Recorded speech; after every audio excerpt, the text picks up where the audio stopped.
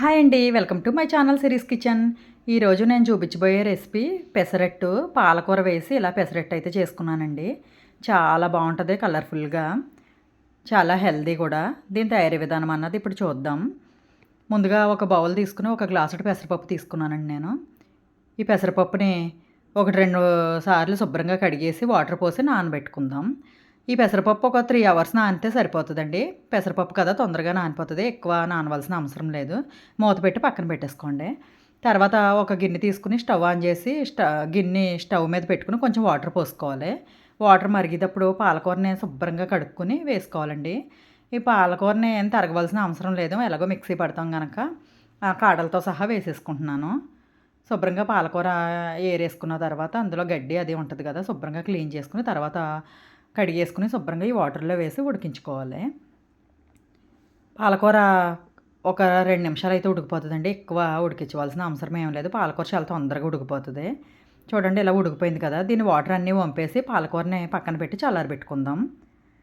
ఈలోపు పప్పు అయితే నానిందేమో చూద్దామండి. 3 అవర్స్ అయిపోయింది, పప్పు అయితే చక్కగా నానిపోయింది. ఈ పప్పును కూడా శుభ్రంగా 2-3 సార్లు కడిగేసుకుని తీసుకుందాం, వాటర్ ఏం లేకుండా. ఒకసారి కడుక్కున్న తర్వాత మళ్ళీ వాటర్ పోసుకుని మళ్ళీ కడుక్కోవాలి. ఈ వాటర్ అంతా మొత్తం వంపేసుకుని తీసుకుందాం. చూడండి, వాటర్ వంపేసుకున్నాం కదా. ఇప్పుడు పెసరట్టుకి కారానికి సరిపడగా పచ్చిమిరపకాయలు, జీలకర్ర, అల్లం వేసుకుంటున్నాను నేను. వేసుకున్న తర్వాత మిక్సీ జార్లో పాలకూర కూడా వేసుకోవాలి. వేసుకున్న తర్వాత ముందుగా మనం కడిగి పెట్టుకున్నాం కదా పెసరపప్పుని కూడా వేసి మొత్తం ఇవన్నీ మిక్సీ పట్టేసుకుందామండి. చూడండి, మూత పెట్టుకుని మొత్తం మెత్తగా మిక్సీ పట్టుకోవాలి. ఈ పాలకూర, పెసరపప్పు, పచ్చిమిరపకాయలు, జీలకర్ర, అల్లం ఇవన్నీ మెత్తగా ఇలా మిక్సీ పట్టుకోవాలి. దీన్ని ఒక గిన్నెలో తీసుకున్న తర్వాత కొంచెం సాల్ట్ వేసుకున్నానండి. ఆ వీడియో క్లిప్ అన్నది మిస్ అయింది. కొంచెం సాల్ట్ వేసుకుని బాగా కలిపేసుకుందాం. ఈ పెసరపిండికి సరిపడగా సాల్ట్ వేసుకోవాలి. చూడండి, పిండి అయితే కలర్ఫుల్గా రెడీ అయిపోయింది కదా. ఇప్పుడైతే పెసరట్టు వేసుకుందాం. పెసరట్టు వేసుకోవడానికి స్టవ్ ఆన్ చేసి ఒక పెనం అన్నది పెట్టుకున్నాను. బాగా హీట్ అయిన తర్వాత ఇలా పెసరట్టు అన్నది వేసుకుంటున్నానండి. కలర్ఫుల్గా చాలా బాగుంటాయి. ఆకుకూరలో తినలేని పిల్లలు ఉంటారు కదా, వాళ్ళకి ఇలా చేసి పెట్టండి. చాలా హెల్దీ, వాళ్ళకి తెలియకుండానే పెసరట్టు అనుకుని తింటారు.